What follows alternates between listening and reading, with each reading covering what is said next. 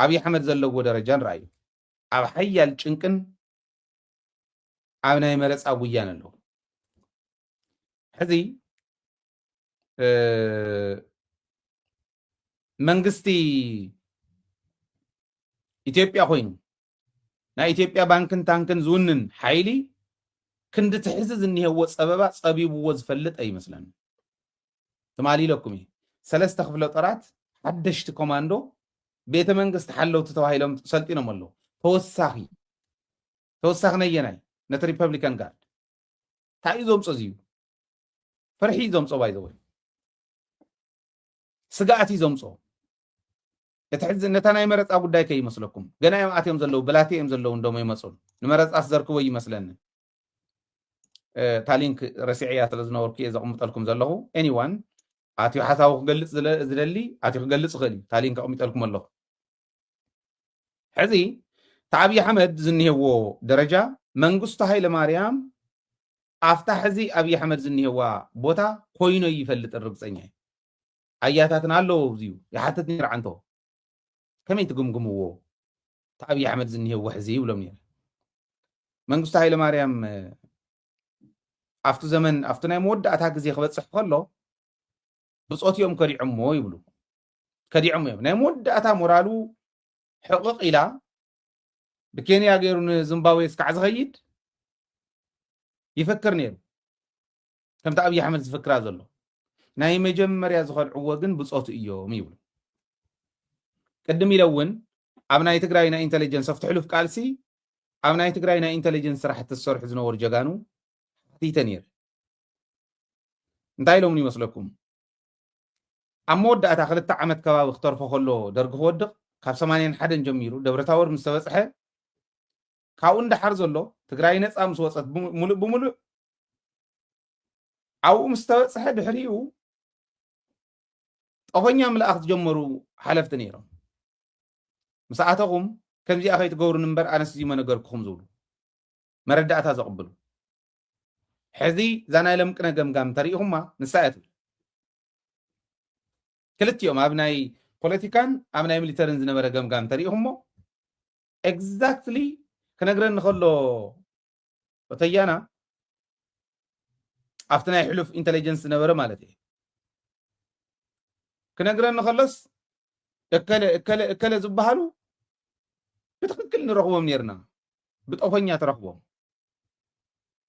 تلو خلهم يلو خلكا دحان نحنا من مين بلكان تايمون هي تاينينا كان ناس عرخا بدم بتخيلو بتخكل كعفاليديت غيرنا سلن رغبو زنبرنا عم ودعتا نايدرغي فرس راسو زوصه اتو ناي منغست منጨብጨብ ዝነበረ መንግስቱ ከሐልፍ ከሎ ጉንቦህ ጥልዕ ዝብል ዝነበረ ዋላ ወታደር ኮይኑ ይብሉ ኣብዚ ሰሙን ክልተ ኣኼባታት ሓሊፈን ካቢኔ ተኣኪቡ ቶም ካቢኔ ንሶም ከይዶም ኣብ ናይ ብልጽግና ኦሮሞ ተኣኪቦም ተወሰኑ ሰባት ኮይኖም ብልጽግና እውን ከም ብልጽግና ከዓ ናይ ኣብይ ኣሕመድ ዝመርሖ ተኣኪቡ እዚ ፖለቲካዊ ንወሎ ኣብዚ ዝበልዎ እንታይ تمالون العللكم إيه أرميا خميت الناس كالوت بهيرات مسألتنا يكون تقرأي كم تقرأي العلم ماي تقرأي تاريخ أوصل إيه بلنان حقهم يوم تاريخ أوصل إنه خلو ندات خلص أني حمبر يبلنا عين برنا مستقرأي تاريخ أوصل إيه بلنان سلازو خسر حلو خلو اللوو اتويناتكم ان داول ان قصل انت خيلو عينو خولون يلوم ازيلوم حيزوم زموصتهم عبيتيو عليكم هذا مقسام نمجمريا غزي بعلى بارلا غفا بلو زبحال ነገር ገዲፎም ዝመጹሉ መድረክ ከም ዝነበረ መረዳት ኣለና ገፋ በለው ይኔ በቃ አብይ አህመድ ዝነኸ ዝወሎ ይኹን ናተባሃለ ይመስዩ ኩማ ደም መቅሳሪ ይኹም መፍት በዓቱን ከይዶም ሶፎመር ዋሻ ዝብልዎ ጦርነት ካልቆመ ሀገር ሰላም ትሆናለች ብሎ ማሰብ አይቻልም ለምንድነው መሳሪያን ግቦ ወደ ጦርነት የሚገባው ህዝቡ ብሎ ማሰብ ያስፈልጋል ይብልኝ ኩማ ሆም خبل ከሎ ሶኢለይ ነበረ ተክሊ አውሽጦም ዝነበረ ዘተዚያ ዳሐር بتحدى قص نمنتاي كم أولني إلى زل على لي قلب على أزل على زحبرنا إيه لمن دنو يعني المتاو أهون لمن دنو أديس نجاري يتفتر يالله أديس نجار كوي يتفتر نجاري اللهم أنا سوستارات كلاش يزو سلازورو أمارا كل الندزا سوستارات يزولهم نتوم نفان ثلاثة أربعة كلاشين حيزهم زوري يزولهم كم سلازورو ناي تقراي عندي قبتن من الرجع جاون نجار زيم الزام سلمين فراقته لمن دنو ندزام يهونو يلو قرط اللان واج إلي لهم جل عقل صبتيو كم تزولكم exactly درجي أبزنا ورلو عن من مستحيل مريم زولو زنبري ناب سراوي تنصايو أب سراوي سلسة نجار بايسوا قصر حدا تزموت جنرال بايسوا اتفان نزو قتلوه ناي ولقا فانو يمكتلو مبايزو فانو سوستاراتي ولا ملون السنبر عدم حالات راح يكون أوروميا ونكون يوفان ولقا كون يو ناي ولقا فانو زبال ولقا زاتوا حيلي كولقا اسكعمل أمحرا شفين زلو حيلي يسلست 4 خلاشين زولو زلو نسو ستقرف تورا ولا ديم زلو كقرف كلن وعلم بركات دك حزبي زطفو زلو من ما يقدسون سلدي اتحانتي اتزموتا جنرال توقيمكم يخم وقتلكم زطقمكم كعا ناي اورومو جنرالاتكم يني بيهر نبيهر يم توالي ليه كي مسلكم وزنيه او اشتزنيه مبلع بيرات يم توالي اورومو نمحرا زي امنون تخوين أمحران بينشانغول نخالي زي أمنون دحر كوين أوشتون كندو زاكل فلالا انت هاليو أينا يو صنع مسارة هالي ونزيو يواتس أني إلكا خد كرو ولا نسخة opportunist وان كاو إلكا انت حدركا كافتو بسايكا كافتو تقراواي أبي حمد يقول سكان اتوموش تزنيو تمن محدارنا تمن قسنا تودبون بعلو صومدو مجمريا وشتغا إخات فتر مجمريا علمن دورة إيرن يوم كتصامو دزلو مجمريا ود وردن دورة إيرن يوم كتصامو دزلو عرن دات عمكا تعيمنا دينا صمدو إلنا زوات أننا نسسو لزغوني برس غنا كويت بسلانا تاتوات أنا عنا نسا تاتوات أنا يرتراوين ونسا سلازين تاي نقبر صمدو إندا مررت كونتو حتى صباح نقو ما عرت لتغير ترقم زلوو نجار سلتمسل سلازي مجمريا وعلى هذا تتصمد كا وشتخاس صمدو غيرن تيلكا مجمريا عدغا زير حنكا مسل برصين زي تعرق كاديس ابا خيلكا ديس ابا خوينو كينات كخفتي وي مقلي እንገባለን በሁለት ቀን በሶስት ቀን በቅርብ ጊዜ እንገባለን ስለዝበለ ጌታቸው እዚኦም ኢጎ እዩ ኢንዲቪጁዋል ኢንተረስት እዩ ህዝብ ብዙ የለን ዋላቶም በዘለው ነው ይቀበልን እንተይሎም አምጺና እዮም ስሒብና እዮም በትሕዝኑ ብሎ ዘለና ክመፁ እንተኽኢሎም ለባማት እንተኾይኖም እንተመጽኦም ወይ ንቅበለኩም እንተይሎም እዚኦም ናይ ህዝቢ ኢንተረስት የብሎምን ማለት ናይ ህዝቢ ኢንተረስት ንኸኽብሮ ይኮነን ዝቃለስ ዘለው ማለት እዚኦም እውን ንዑ ተዊልካዮም እንብለይ እንተይሎም በቲ መቀሌ እንገባለን እንተይሉ ከመይ ይገሪ እዩ መቀለኻት ንመንቀት እዩ መቀለኻት ክቐትለካ እኮ ይዝለካ ዘሎ ሕድሕድ መንእሰይ ትግራይ ከላሽን ሒዙ ትግራይ ዝሕሉ ዘሎ ንዑ ደምሲሰ ከኣት እኮ እዩ ብትርጉም ተተረዲእና ይንሱ ኖ ዋህበል ሕልና ካረጋግዕ ተባሂሉ አረጋግዒ ይመጽ ዘሎ ጌታቸው ይኹን ጻድቃን ማለት እና መንግስት ሰውዚ ዘሎት ናይ ኢትዮጵያ አፍትና የሞዳታ አይዘሎ ስለዚህ ታናይ መጀመሪያ ወታደር ጀነራል መቅታሎም ተንፋኖ ዚአ ንሰራዊት ኢትዮጵያ ባሊያት ሐሳውሎ ጃሱሶሎ ናብዙልአት ካልአይ ካብ ዓደም ሓራ ከሰልጥኑ ሕዝትና የምሓራ ዝነበረ ዘሰልጠንዎ ብምልኡ ከይዱ ናፋኖ ተሓዊሱ ولا عاد ما بتنازنوا ናኦም ተሓዊሶም ሕሳና ይፋኖ ዝማምያ ምስራይዋ ሕስታይ ጀሚሮም ናይ ተከዘዘብ ዝበሃል ዘሎ ሓቂ ብወልቃይት ምዕራብ ተከዘዘብ ኢሎም ኣቕሚጦምልና የኮሮም ዘብ ኢሎም በዚሁ ዓሰር ይዕመሉ የኮሮም ዘብ ኢሎም ጉንበት 20 መዓልቲ እዮም መምሪቖም እንታይ ይገብር ከም ዘሎቱ ተንኮል ራእዩ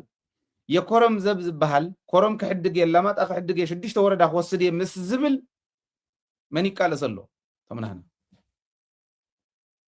ምስኡ ኮይኖም ሲ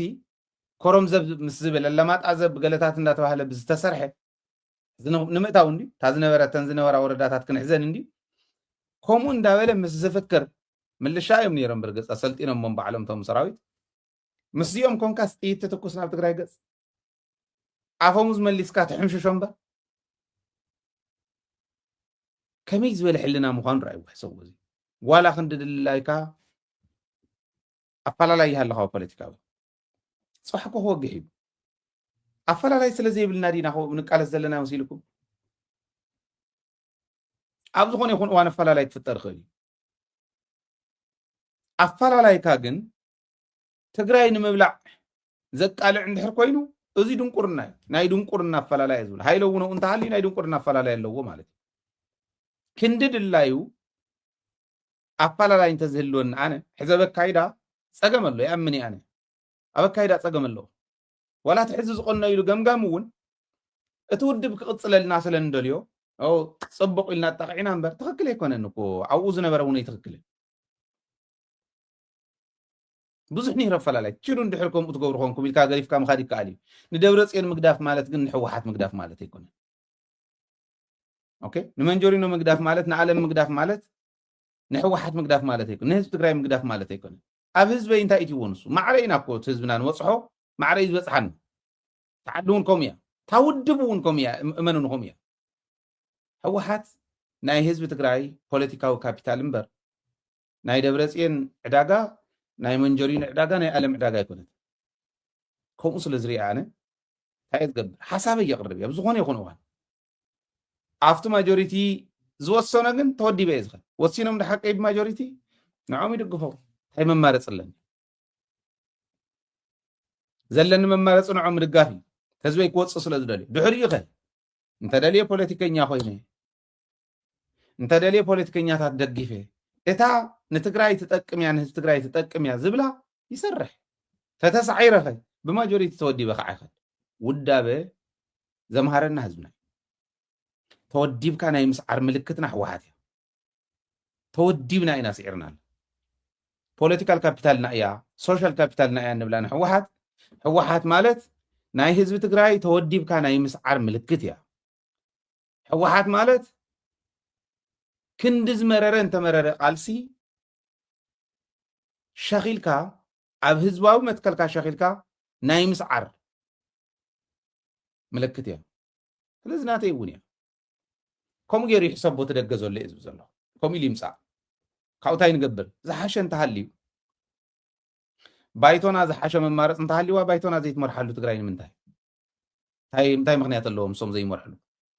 حوحات مون ياخذ مرصا زلوا كو ناي حوحات ناي قال سوصيت يوم زياتو زمسلو خمرص بزمسلو خمرح خمرصن كمرصن مسلو يو اندياتا نيرا تمسلكم صي خان حزب مركابيا تعال سترغمانيا سلازي بوزي درجه انت تردينايو እተፈላለየ ክኾን የብሉን እዩ ለዚ ናይ ብሄር ግጭት ኣጋጢምዎም ኣሎ ኣብ ኣምሓራ ይኸድዓና ኣሎ ኦሮሞን ደቡብን ጥራሕ እንዳኸደ እንዳተቐቀለ ከምዚ ዝበለ ህዝቢና ነጥፍእ ዘለና ዝብል ቦታ ካሊእ ምልዓል ጀሚሩ ኣምሓራ ይኸድዓና ኣሎ ናብ ፋኖ ይኸደ ኣሎ ዝብል ምንም ክትገብሮ ይትኽእል እዚ ነይሩ እቲ ሳልሳይ ጉዳዮም ተተሓዙ ሰባት ኣለዉ ናይ ኣምሓራ እዮም መብዛሕትኦም ናይ ኦሮሞ እውን ተወሰኑ ኣለዉ ግን ናይ ገዛ እሱር ዝኾኑ መኮንናት ኣለዉ ዝርዝሮም ክንረክብ ኢና ኣብ ቀረባ ግን ናይ ገዛ እሱር ዝኾኑ ኣለዉ ብብሄሮም ምክንያት ኢኹም ኣሲርኩሞም ዝብሉ እውን ኣለዉ ብስልጣን ምክንያት ኢኹም ኣሲርኩሞም ዝብሉ እውን ኣለዉ እዚኦም ከዓ ናይ ኣፈላለዮም ምክንያት እዩ ሕዚ እዚ ሰራዊት ናይ ኢትዮጵያ ሕልኽልኽልኽ ዝበለት እያ ሰኢሎም መንጎ ድዋሕ ኢሉ ክፈርስ ክእል ኣምሓራይ ዝኾነ ናብ ፋኖ ኦሮሞ ዝኾነ ናብ ኦላ ሲዳማ ዝኾነ ናብ ናይ ሲዳማ ናጽነት ቤንሻንጉል ዝኾነ ጋምቤላ ዝኾነ ናይ ዓፋር ዝኾነ ከምዚኦም እንዳውሉ ክፈርስ እዮም ብርግፅ ቶም ናይ ዓፋር ሰራዊቶም ዝሓለፈ ይነግረና ነርቱ ናይ ርክብ ህዝቦም ካብ ሰራዊት ካብ መከላከያ ባዕሎም መፅኦምና ኢሉ መከላከያ ገዲፎም ዝመፁ እውን ኣለውና ኢሉ ይኸደ ኣሎ ክብተን ይኽእል ብትን ምስ በለ ሓንቲ ኣየር ሒዝካ ከም መንግስቱ ሃይለማርያም ምህዳም እያ ታዘላቶ መማረፂ ናይ ኣብይ ኣሕመድ ካሊእ መማረፂ የብሉን እና ኣብዚዮ ዝበፅሐ ሓይሊ ኢኹም ዝኒኹም ክብል ደልየ ናይ ኢትዮጵያ መረፃ ጃዋር ዘቕመጦ ሓሳብ ኣሎ ጃዋር እቲ መረፃ ኣይኮነን ድሕሪ መረፃ ናብ ኩናት ምዃኑ ንፈልጦ ኢና ይብል ነገር ግን ዝመረፃ እዝዩ ኢትዮጵያ እትገብሮ መረፃ ንምግምጋም ጥራሕ እንተይኮነ እቶም ገምገም ተኸይዶም ዘለዉ እቶም ተዓዘብቲ ንኣብነት ኣፍሪካ ሕብረት ንእሁሩ ኬንያታ ወኪልዎ ኣሎ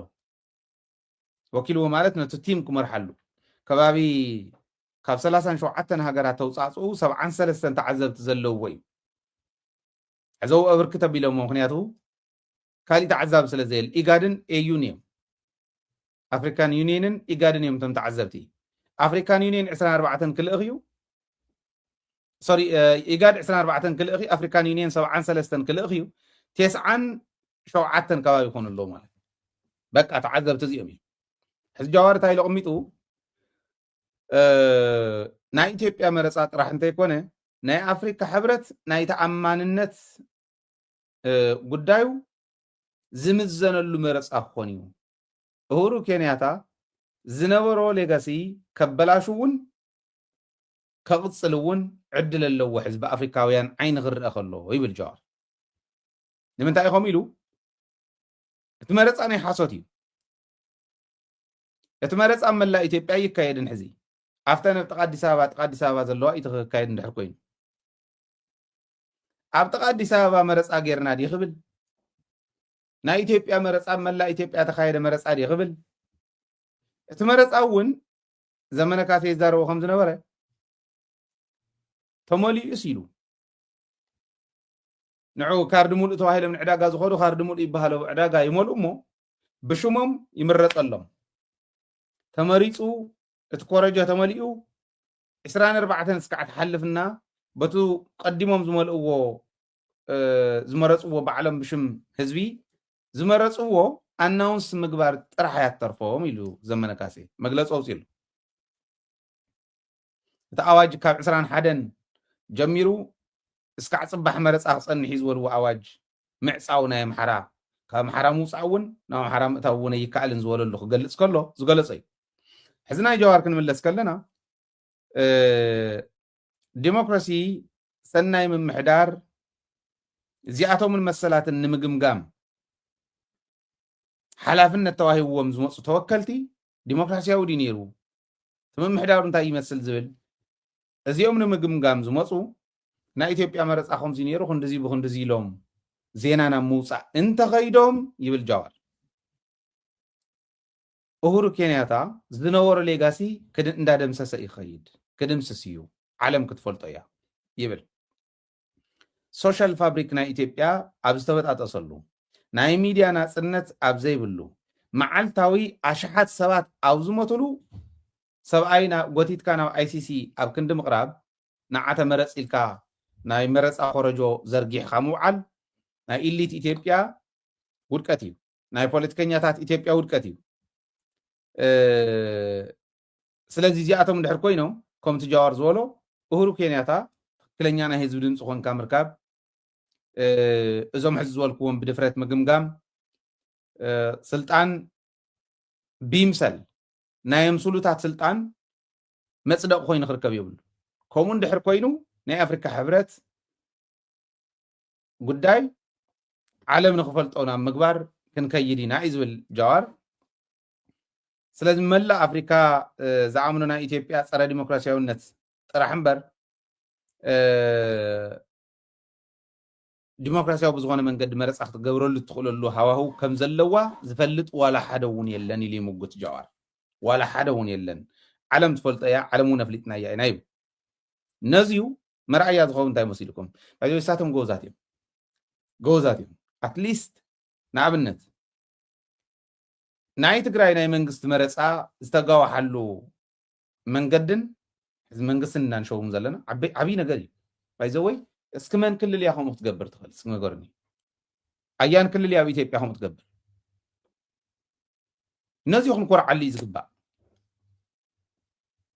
ኣይመሰለናን ተወዲ ከጥፋእና ይመፅዩ ኣጥፊእና እውን 1.5 ሚልዮን ልዕሊ እዩ ልዕሊ فرق ناي علم هاجرات زلون population ناي حدن population تود أديرنا ناي تجراي لعل فرقي تستفقون يزول لكم زلوا زحد سيتات ينتن هاجرات زبازحة لنت بحمشة مليون دارجة خلت ناي كلتا ግዜ ናይ ጅቡቲ በዝሒ ህዝቢ ዝኸውን ይጠፊና ዝዘጥፈ ሰብ እዩ ከምዚ ገይሩካ እንዳሃለወ ኣብ ልዕሊ ማህሰይትና ነዚኦም በዲህና መንግስቲ ኢና ንሸውም ዘለና ማንም ይሸዎም ብዘየገድስ ሰራዊት ኢና ቋቂምና ዝኒና ናይ ባዕልና ሰራዊት ኣለና ብዘየገድስ ሰራዊት ዘለዎ ደረጃ ርግፅ ኣብ ፅንዓት ከም ዘሎ ጥንካረ ከም ዘሎ ነጊረኩም ኣሎ ዋላ ከም ድላዩ ድኹም ሰራዊት ተዝኾን ነይሩ እውን ዝኾነ ሰራዊት ናይ ባዕላ ደረጃ መንግስታት ጣይሽ ክልል እከለ ክልል በልኒ ወላ ኦሮሚያ ወላ አምሓራ ኣብ ምንታይ ደረጃ ከም ዘለው ራይዎ ዋጋ ከፊልና ግን ናብዚ በፂሕና ኣለና ማንም ትግራዋይ በዚ ዩኒቨር ብዘየገድስ ክኮርዓሉ ዘለዎ ትግራዋይነት እዚ ስለ ዘይድምዝኖ እዩ ከምኡ ጌርና ስለ ዘይነፋልጦ ንሶም ጎበዛት እዮም ዝብለኩም ከ ሕዚ ኣምሓራ ክልል እስከ ሶሻል ሚድያ ራዩ ግጥም ኢላላ ኣምሓራ ክልል ዘይምካሕ ተወለደ ኣምሓራ የለ ፋና ዓፅዮማ እዮም ብትክክል ናብ ወሎ ከባቢ ኢንትሩድ ክገብር ሞኪሩ ነይሩ ከኣቱ ኣብ ወሎ ሕምሽሽ እዮም ኣቢሎሞ ትማል ኣቕሪበልኩም ናይ ትማል ፕሮግራምና ተመሊስኩም ራእይዎ ብጎጃም ብታሕታይ ክሞክር ኢሉ ነይሩ ኣብ ኣውን ሕምሽሽ እዮም ኣቢሎሞ ነዞም ኣብዚ ውሽጢ ማእኸል ዘሎ ብቆቦ ከባቢ ዘሎ ነቶም ሸፋቱና ህና ሓጊዙ ብሰቆጣ መፅዩ ብላዕላይ መፅዩ ኣብን እውን ተሓምሽሾም ንሶም እውን እንተይተረፈ እዮም ተሓምሽሾም ኣይከኣለን ሕዚ ዓፅዮም ኣሎ ካብ ደሴ ወልድያ ጋሸና ባህር ዳር እቲ መንገዲ ዕፁ እዩ እዚኣ ዓፂኻ ማለት ከዓ ብጎጃም ከኣቶ ይኽእል ንወረድ ናይ ጎጃም ፋኖ ሓያል እዩ እዚኣ ተዓፅያ እዛ መንገዲ እዚኣ ተዓፅያ ማለት ታመረፃ ከመይ ገይሮም እዮም ብኣየር ደሞ ከካይዱ ግን for your surprise ተመልአ ስለ ዝኾነ 50 ሚልዮን መሪፁና ኢሎም ከመርፀና ካርድ ወሲዱ ኢሎም ስለ ዘውፁ ርግፀኛ እየ ኣኻፍተን 54.9 እዩ መሪፁና ኩልና ግን የለን ከምኡ ካልኩሌሽን እውን ትማሊ ከረድእ ሞኪረ ነይረና እዚ እዩ ግን ሰም ጎበዛት እዮም ዝበልኩሉ ናይ ኣምሓራ ወረዲ ሙሉእ ምዕፃው ናይ ኣምሓራ ሚድያታት ረኣይወን ናይ ኦሮሚያ ሚድያታት ረኣይወን ኦሮሚያ እውን ሙሉእ ምዕፃው ናይ ቤንሻንጉል ኣሶሳ ከባቢ ምዕፃው ጋምቤላ እውን ናይ ጋምቤላ ናፅነት ሰራዊት ኣውጁ ከብቅዕ ከሎ እንድሕሪ ኣወጀ ንሕና እውን ንኣውጅ ኢሎም እቲ መንግስቲ እውን ኣውጁ ጠጠው ኣቢሉ ትራንስፖርት ኢሉ እቲ መንግስቲ እውን ኣውጅ ኣሎ ክሳብ ዕለት 25 ኩሉ ዓበይቲ ተሽከርከርቲ ዝሓዘ ጠጠው ከብል ክኽእል ኣለዎ ጥቡቕን ሕጋውን ስጉም ክንወስድ ኢና እንድሕር ተንቀሳቀስኩም ብጀካ ናይ ኢመርጀንሲ ኢሎም እዮም ዘውፁ እዚ እዚ ይብሉ ማለት እዚ ኩሉ እናተባሃለ እናሃሎ ራይዋ ኣምሓራ ተዓፅዩ ትግራይ መረፃ የለን ቤንሻንጉል ከምኡ ኦሮሚያ ከምኡ ዓፋር ዳርጋ ፍርቂ እዚ ኮይኑ እንዳሃለዎ ኣዲስ ኣበባ እውን ኣብ ስጋኣት እንዳሃለው ይስተሓደርጌ እውን ኣብ ስጋኣት ሓዲሮም ኣብዚ እንዳሃለው እንታይ ይብል ትወዲ ብሶማሊላንድ ገይረን ካብ ዩናይትድ ዓረብ ኤምሬትስ ናብ በርበራ ወደብ ናይ ሶማሊላንድ ማለት ይመፅየን ካብኡ ካብ በርበራ ናብ ቤንሻንጉል ከበድ ተፅዋሪ ይፅዕን ኣሎ ዕለት 25 ፅባሕ ማለት እዩ ወይ 26 ከኣትዋ ይኽእላ ቤንሻንጉል ተባሂለን ይሕሰባ 27 ከበድቲ መኻይን ናይ ከበድቲ ፅዕነት መኻይን ንቤንሻንጉል ይኸዳ ኣለዋ እዚ ሕዘም መንገዲ ብደንቢ ገይሮም ዝረኣዩ ናይ ዓይኒ ምስክራት እዮም እቶም ምስክራትና ካብ ዩናይትድ ዓረብ ኤምሬትስ ዝመፀ እዩ ናብ ቤንሻንጉል ዝኸይድ እዩ ንኣርኤስኤፍን ኢትዮጵያን ማለት እዩ ኢትዮጵያ እውን ብኡ ትዋጋእ ስለ ዘላ ኣብዚ እኒሄ ትወዲ ሕዚ ከም ዝወዲ ወረደ ዝበለፍቱ እዋን ፅዕፅዕ ኩናት ኣብቲስ ከበድቲ ብረት የጣራቕሙ ኣለው ከምዚ እንደንግበር ገለ ኢሉኒ ኢሉ ዝኾነ ተጋዳላይ መፂኾም ኢልዎ ግደ የብልካን የጠራቕሙ ዘጠራቕሞ ዘለው ናህና ኢለዮ ኣይፀናሕናን ቁርትላን ፅንሕ ኢልና ከይድና ተን መሳርሒ ሒዝናየን ኢሉ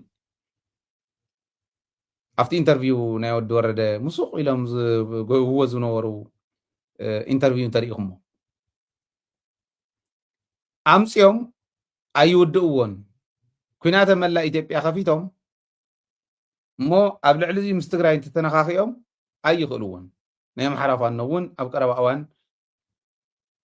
ታሪክ ትሰርሕ እዩ ዝብል እምነት ኣለኒ ግን እዚ ይገብር ኣሎ ዩናይትድ ዓረብ ኤምሬትስ እውን ሕዚ እውን ዋላ እንተኾነስ ኣብ ፀበባ ኮይና ምስ ኢራን ገጢማ ኮርስ ኢራን እውን ትድብድባ ስለ ዘላ ማለት እዩ እምበር ንሳ ክትገጥመላ ይትኽእል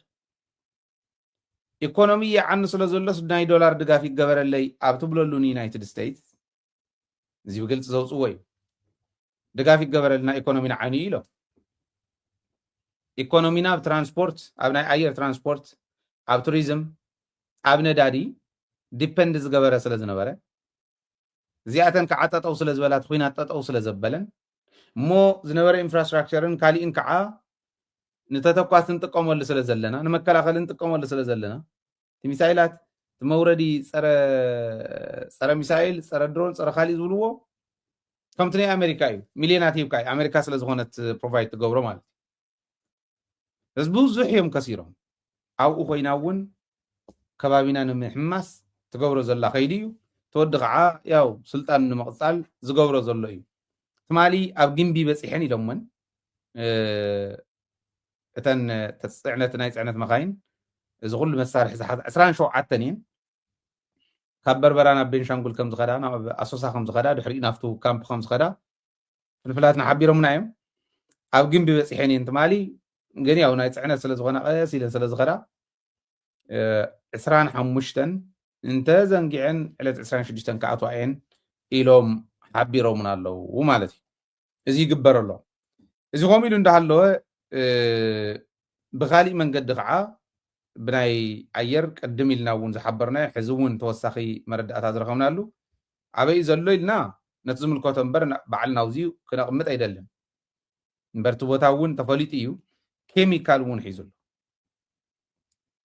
እቶም ኬሚካላት ክዓ ዝፈለጥናዮም ፃዕዳ ፎስፈረስን ሃይድሮጅን ሲያናይድ ዝበሃልን እዚኦም እዮም ሃይድሮጅን ሲያናይድ ንወርቂ ንዕደና እዩ ዝጥቀም ናይ ማይኒንግ ኬሚካል እዩ ብጣዕሚ ዳንጀረስ ኬሚካል እዩ ሃይድሮጅን ሲያናይድ ዘለዎ ከባቢ እዚ ኣብ ዓደንቲ ትፈልጥዎ ኢኹም ኣብ ማይኒንግ ዝሰርሐ ይፈልጦ እዩ እዚዩ ኬሚካል እዚዩ ኣብ ዝተጠቐምካሉ ከባቢ ኦክሲጅን ማስክ ሒዝካ ኢኻ ትኸይድ ማስክ ስኢል ማስክ ጨርቂ ከይመስለኩም ኦክሲጅን ማስክ ፊልተር ዝገብር ኣዘርዋይስ ስርዓተ ምትንፋስካ እዩ ዝዓፁ እዚ ሰብ ናይ ጭካነ ጫፍ ስለ ዝኾነ